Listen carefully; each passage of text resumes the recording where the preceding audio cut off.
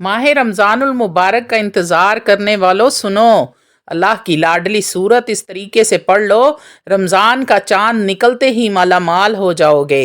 ये मौका बार बार नहीं मिलता, जल्दी कर लो। आऊज़ु बिल्लाहि मिनश शैतानिर रजीम, बिस्मिल्लाहिर्रहमानिर रहीम। शुरू करती हूँ अल्लाह के बाबरकत नाम से जो बड़ा मेहरबान और निहायत रहम फरमाने वाला है।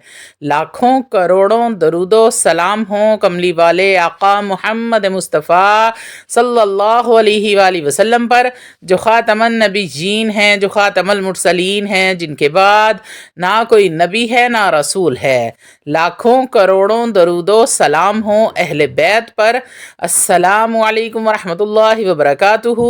आप देख रहे हैं मेरा यूट्यूब चैनल कुरानी। अल्लाह वालो, आज की वीडियो रमज़ान के चांद को देखकर सूरतुल कौसर को कैसे पढ़ना है उसके बारे में तमाम तफसील आपके साथ शेयर करूंगी।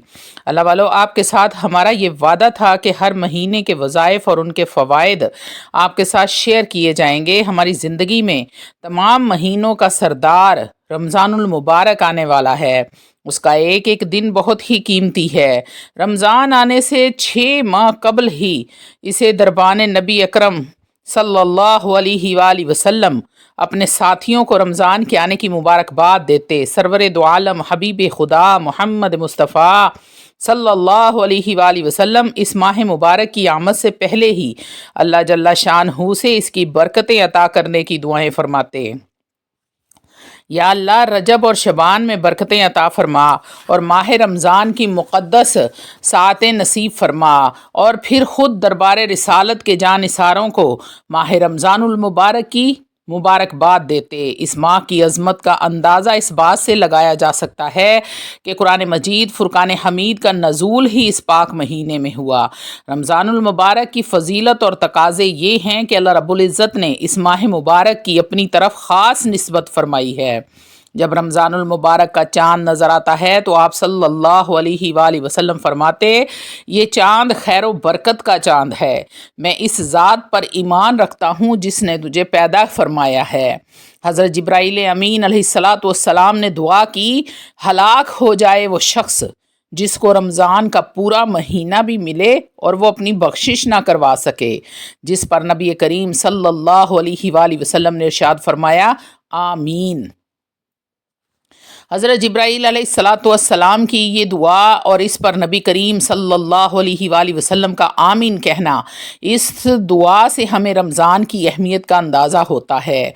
रसूल करीम सल्लल्लाहु अलैहि वसल्लम का इरशाद है, रमज़ानुल मुबारक की जब पहली रात होती है तो शयातीन को बंद कर दिया जाता है और मज़बूत बांध दिया जाता है, और सर्कस जिन्नों को भी बांध दिया जाता है, और दोज़ख के दरवाज़ों को बंद कर दिया जाता है। इसका कोई भी दरवाज़ा नहीं खोला जाता, और बहश्त के यानी जन्नत के दरवाज़े खोल दिए जाते हैं और उसका कोई भी दरवाज़ा बंद नहीं किया जाता। एक आवाज़ देने वाला एक आवाज़ देता है, ए नेकी के तालिब आगे बढ़ और नेकी कर, ए बदी के चाहने वाले रुक जा, अपने नफ्स को गुनाहों से पाक रख, क्योंकि ये वक्त गुनाहों से तौबा करने का है, उनको छोड़ने का है। खुदा ताला और बहुत से बंदों को माफ़ फरमाते हैं दोज़ख की आग से बेहुरमत इस माह मुबारक के। और ये आज़ाद करना रमज़ानुल मुबारक की हर रात में है, शब कदर के साथ मखसूस नहीं। रमज़ानुल मुबारक का पूरा महीना कबूलियत की दुआ के लिए ख़ास अहमियत का हामिल है। इसलिए इस माह मुक़द्दस में दुआओं का खसूसी तौर पर अहतमाम करना चाहिए। इस बारे में रसूल करीम सल्लल्लाहु अलैहि वसल्लम ने इरशाद फरमाया, जब कोई बंदा दुआ करता है तो इसकी दुआ कबूल होती है।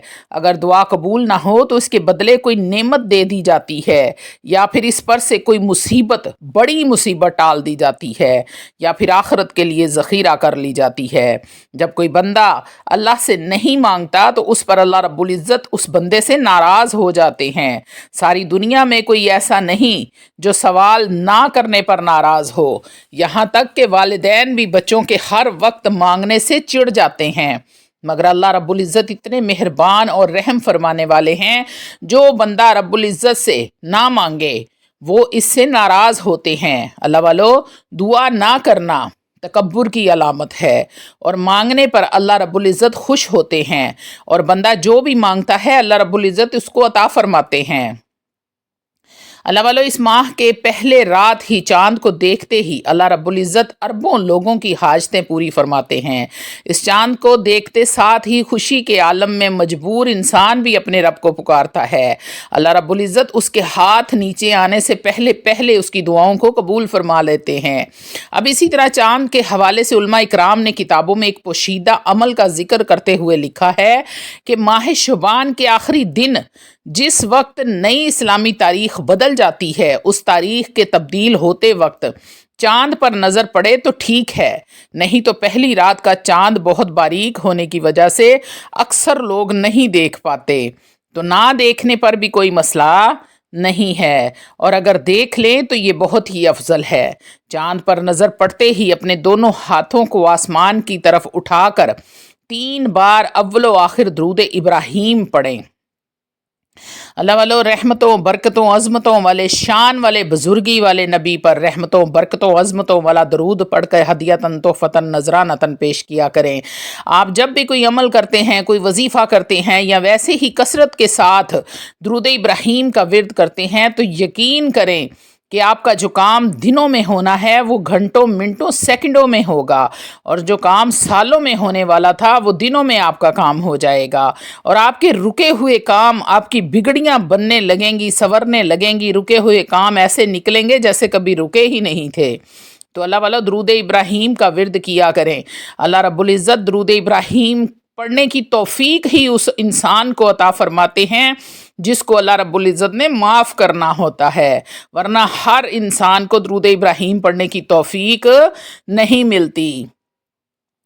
تو اللہ والو، چاند کی طرف آپ نے دیکھ کر 3 بار اول و آخر درود ابراہیم پڑھنا ہے، اور ساتھ آپ نے 30 بار سورۃ الکوثر کو پڑھ کر بسم اللہ الرحمن الرحیم انا اعطیناک الکوثر فصل لربک وانحر ان شانئک هو الابتر، آپ نے 30 بار، صرف 30 بار 30 بار آپ نے سورۃ الکوثر پڑھ کے اللہ رب العزت سے اپنی حاجت اور پریشانی کے لیے دعا کرنی ہے۔ آپ کی جو بھی پریشانی ہے، جو مصیبتیں ہیں آپ بہتر جانتے ہیں، یا پھر وہ اللہ رب العزت جو عیبوں کو جاننے والا ہے، دلوں میں چھپے رازوں کو بھی جانتا ہے، اس روز اللہ رب العزت سے بیان کریں۔ آپ خود اپنی آنکھوں سے یہ معجزہ دیکھیں گے کہ اس روز آپ جو بھی آپ نے مانگا تھا آپ کی دعا قبول ہوئی ہے، اور اللہ رب العزت نے آپ کو عطا فرما دیا ہے۔ اس لیے میری آپ سب بہن بھائیوں سے التجا ہے، اس رات کو قیمتی بنائیں، اس رات سے جتنا ہو سکے اتنا زیادہ فائدہ حاصل کریں، کیونکہ یہ رات سال میں صرف ایک بار آتی ہے، اور اگلے سال تک کوئی گارنٹی نہیں ہے کہ آپ اس رات کے لیے اس دنیا میں موجود رہیں یا نہ رہیں۔ اللہ توفیق نہ دے تو پھر کیا کریں گے۔ اس وظیفے سے لاکھوں لوگوں نے فائدے حاصل کیے ہیں۔ اس وقت ایک واقعہ جو آپ کے ایمان کو تازہ کرنے کے لیے بیان کرنا چاہتی ہوں۔ ایک بہن نے ہمیں میسج کیا، وہ اپنی آپ بیتی بتاتے ہوئے کہنے لگی کہ ایک وقت تھا جب ہم غریبی اور مفلسی کی حالت میں تھے، مہینوں کبھی ہمارے گھر گوشت نہیں پکتا تھا، غیر متوازن غذائیں کھا کھا کر بچے سوکھ گئے تھے، عزیز و اقارب نے ہمارے گھر آنا چھوڑ دیا تھا۔ رمضان المبارک 2011 میں آپ نے چاند کو دیکھ کر سورۃ الکوثر والا امر بتایا تھا، تو میں نے چاند کو دیکھ کر سورۃ الکوثر کو پڑھنا شروع کیا۔ اس کی برکت سے اللہ رب العزت نے برکتوں، شفاعتوں، رحمتوں کے دروازے کھول دیے ہیں میرے اوپر۔ میری سرکاری نوکری بھی لگ چکی تھی، جو پہلے پرائیویٹ نوکری تھی، مختلف اور پرسکون ہے، لیکن ایک طرف سے سیلری ملتی اور ساتھ ہی خرچ ہو جاتی۔ ہم میاں بیوی سوچتے رہ جاتے کہ پیسے کہاں گئے، کہاں خرچ ہو گئے۔ اب الحمدللہ سورۃ الکوثر والے عمل سے رزق میں بہت برکت ہے۔ اس وقت ہمارے گھر میں A C, fridge, computer, mobile, internet, U P S, motorcycle, گاڑی، بہت ساری ایسی چیزیں ہیں جن سے ہم محروم تھے۔ ہم احساس کمتری کا شکار تھے۔ بچے اب بہت اچھے اسکولوں میں پڑھ رہے ہیں، تمام قرض بھی اتر چکا ہے۔ وہ بہن دعائیں دے رہی تھی کہ اللہ رب العزت آپ کو ڈھیروں ڈھیروں خوشیاں عطا فرمائے.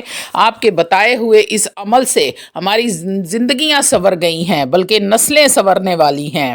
تو اللہ والو، آپ نے رمضان المبارک کا چاند دیکھتے ہی سب سے پہلا کام تو یہ کرنا ہے کہ 3 مرتبہ بالآخر درود ابراہیم پڑھ لینا ہے، اور آپ نے صرف 30 بار سورۃ الکوثر کو پڑھ کے اپنے رب سے مانگ لینا ہے، اپنی پریشانیوں کے لیے، بے چینیوں کے لیے، بیماریوں کے لیے، مصیبتوں کے لیے، کاروبار میں برکت کے لیے، گھر میں جو آپ کے نحوست چھائی رہتی ہے اس کو ختم کرنا چاہتے ہیں، بچیوں کے رشتے کروانا چاہتے ہیں، بیٹوں کی نوکریاں لگوانا چاہتے ہیں.